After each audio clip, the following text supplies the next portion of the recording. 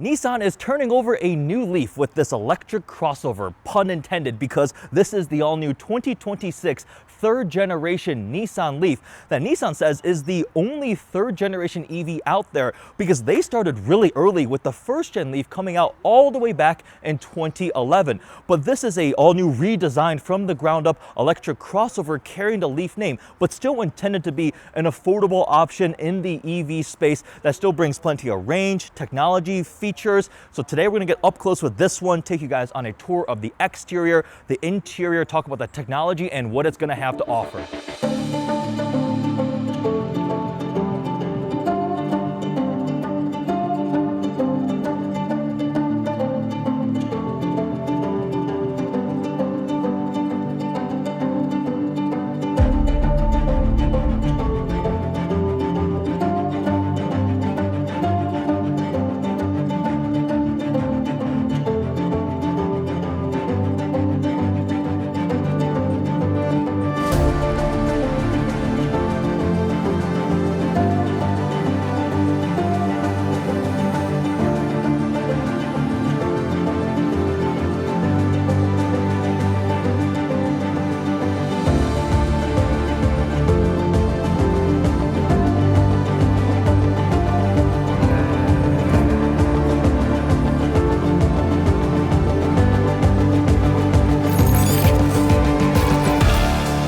We have two Leafs here, the very bright blue one here and this darker red one. We're going to take a tour of this darker red one. So the styling is new, very sleek, aerodynamic, and that was a big goal with the new Leaf, trying to make it as aerodynamically efficient as possible, which is really important in an EV because that allows you to maximize your range, your efficiency, and the more efficient it is aerodynamically speaking, the lower the weight. That also means you have a smaller battery pack, which then again helps your efficiency and cost. That's a big thing. They wanted to make sure this new Leaf was affordable. It's also become more of a little crossover now, more lifted than the previous iteration Leafs, which was like a little hatchback. So it's grown a bit, but it's not quite as large as the Aria, which is still a larger, bit more premium crossover. Now, the styling specifically looks really sleek. That lighting is really cool too. We have these like little stacked rectangular elements that echo the rear taillight styling, which we'll see in a moment, but it's definitely pretty cool. The updated Nissan logo up front. We have a Leaf lettering here on this black piece with the light bar going across the front, and it definitely just really sleek. We've got grille shutters too for maximum aerodynamic efficiency, a flat floor underneath, and then the wheels. These are the larger wheel design, but again, optimized for aerodynamic efficiency, which means a lot more of it is filled in with that black curved pattern, but then you have this machined contrast finish that gives a little bit more visual interest. Now, something else that's very interesting are the charging ports. So here on the driver's side, if we open this up, we have a conventional J1772 charger. This is a AC slower charger. It's not CCS, not the combined one. But then if you come over to the passenger side, we have another charge port, but it's a different style of charger. If we open this one up, that's a NACS charge port, also known as the Tesla style, right? DC fast charge only. So this is the fast charge side, which is a really interesting decision because some EVs just offer you one charge port style and they give you an adapter because we're in kind of that weird transition period, whether it's CCS or the Tesla style. Everything seems to be moving to Tesla, so I guess Tesla wins the charging style. But on the Leaf, you have both different kinds of chargers. One for DC fast charging on the Tesla style, and then if you already have an existing level 2 charger at home, you can still have your old charging style. And it definitely costs more to put two different styles of charging ports and just two charging ports overall instead of just having one with an adapter. That being said, for that side, for the DC fast charging, you can run a adapter to go from CCS, let's just say you're charging at Electrify America or something, into the Tesla style. So you have plenty of different options for your charging. 150 kilowatt fast charging speed on a DC fast charger is just okay. So they say 10% to 80% in about 35 minutes, which is decent charging speed. There's definitely EVs out there that have faster charging on a higher rate. But again, the focus on this was affordability, efficiency. So there are going to be some limitations. Now, in terms of the different battery pack sizes and power, we have to look at the trims going up. There's going to be two different battery packs, a smaller 53 kilowatt hour one and a larger 75 kilowatt hour. The 53 is going to be late availability for the entry level S trim. It's going to be about 6 months after the rest of the lineup comes out. But the 75 kilowatt hour battery pack is going to be on the S Plus, the SV Plus, and the Platinum Plus. Now the range rating is going to drop as you go up the trim. So maximum range is going to be the S Plus entry level one, lowest weight, least amount of content, but you will have the most efficient version. So up to 303 miles of estimated range for an S Plus. This is single motor front wheel drive. Now the going up to an SV Plus, so still larger battery pack but a bit more content, you do lose a bit of range. It's going to drop to 288, and at the very top of the line, a Platinum Plus with the bigger wheels, the most amount of content, that's going to be 259 miles of range. So that's the range spread for the new Nissan Leaf. Now let's get back to styling, because we come around to the rear of the vehicle. You can see how the rear hatch area slopes down. Again, optimizing aerodynamic efficiency. It's all wind tunnel optimized, CFD, all that kind of stuff. You have a subtle little lip right here on this blacked out section, and the way the rear glass just kind of flows in seamlessly here. Door handles are hidden flush for the rear doors. They're up here. And then these door handles will retract in. They're flush for, again, better aerodynamic efficiency. But back to the rear with the lighting. So this one here, as a top tier Platinum Plus, has this cool 3D holographic lighting. So it really is reminiscent of the Nissan Z, that styling element, but there's more little like Easter egg things. So you have 2 of these and then 3 of those, right? So 2, 3. In Japanese, 2 is Ni and then 3 is San, so it's kind of like Nissan, right? So that's a fun little cue. You also notice on the charging door, you have the 2 and the 3 little like dashes right there. So fun little design cues. But the rear end definitely looks really cool. This is like a 3D holographic lighting effect. It's a segment exclusive. It's not like a bunch of lights stacked. It's actually a flat like screen display that has this 3D depth effect, which I think looks pretty cool. This rear section here is blacked out with the Nissan lettering. We have the Leaf there. And then if I go ahead here, should be to open the trunk to show you some of that space. Do we have storage here below? And then decent amount of storage space, more of those little 2, 3 dash patterns like that. This one does have an outlet back here. So it has vehicle to load, which means you can use this to power your house if you lose power. You can use it to power appliances if you're at a campsite, charge things. So about a bit over 3,000 watts of off-board capability. So that's a quick look around the exterior of the Leaf. Let me think if there's any other little fun details. We have the glass roof. I'll show you that when we hop inside. And then this one's got the 2-tone paint finish. Quick look at the front end. It's a sleek, small little crossover now.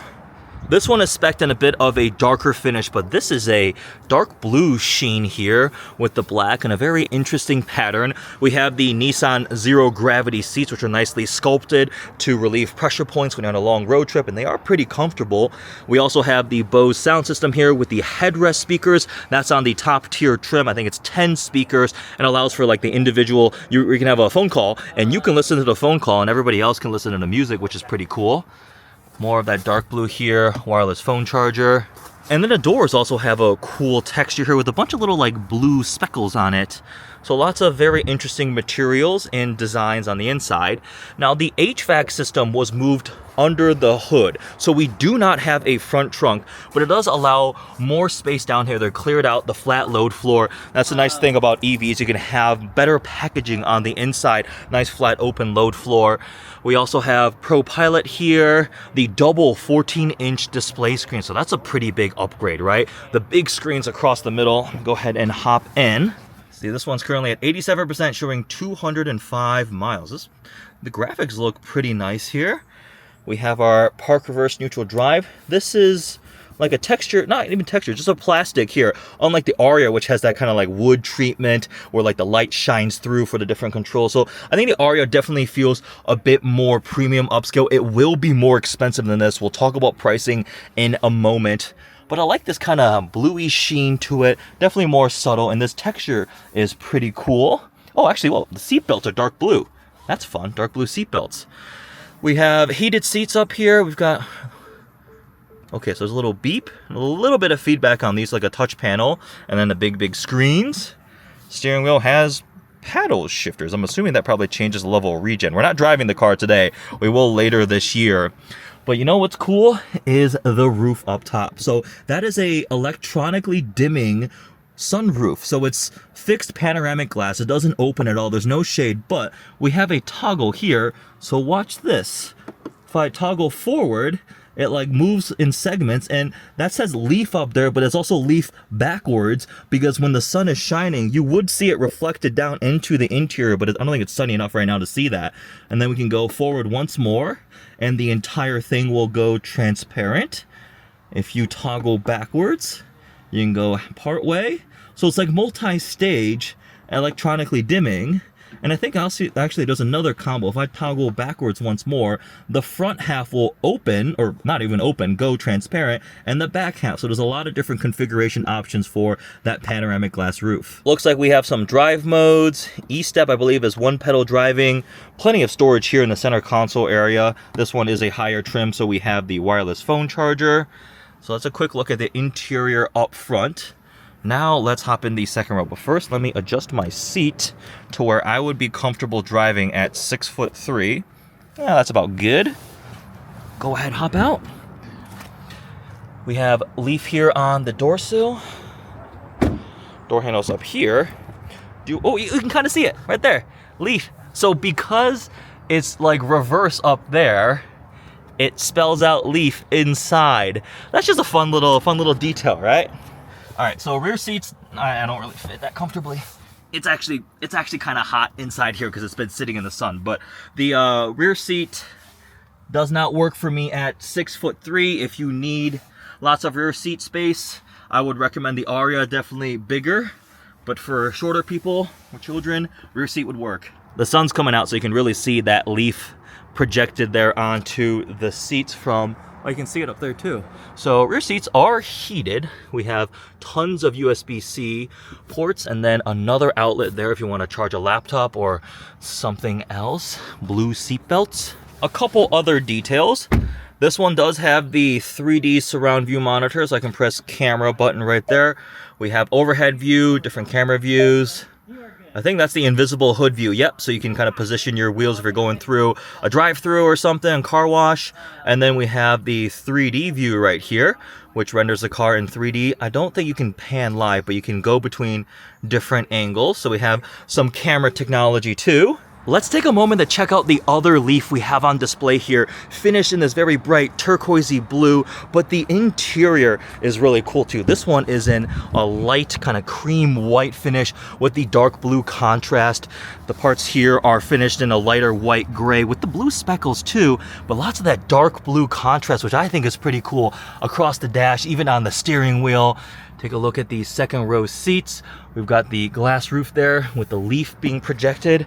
Very, very different color. It almost looks like a Tiffany blue. I think my wife would like this finish, but very, very fun, bright color on this Leaf. So in terms of pricing, nothing has been released yet, but the first two generations of the Leafs were around $30,000-ish, and they are committed to remaining one of the most affordable EVs. So the Aria base one starts just under $40,000, so this has to be a good amount cheaper. I'm hoping this comes in at the low $30,000 range for the very entry-level one with a small battery pack, maybe even under 30 grand, but at most into the low to mid $30,000 range. That is my hope, where you would potentially get between 250-ish to 300 miles of range. It's not, again, meant to be super powerful all-wheel drive. They really wanted to prioritize affordability, efficiency, so even the most powerful one only makes 214 horsepower, 262 pound-feet of torque, but again, the focus is affordability, range, and just usability. I think it's pretty interesting that they're offering two different charging ports. They also announced plug-in charge will be available, which means you can just roll up to a charger, plug it in, and you are good to go. We have some pretty nice tech features, some convenience features, sleek styling, a lot of fun little design cues. What do you guys think about the new Nissan Leaf? Is this going to be competitive in the segment, successful, an affordable EV that has enough cargo space, Plenty of tech and just fun, interesting, unique styling for sure. Hope you guys enjoyed this first look at the new 2026 Nissan Leaf. Thanks for watching.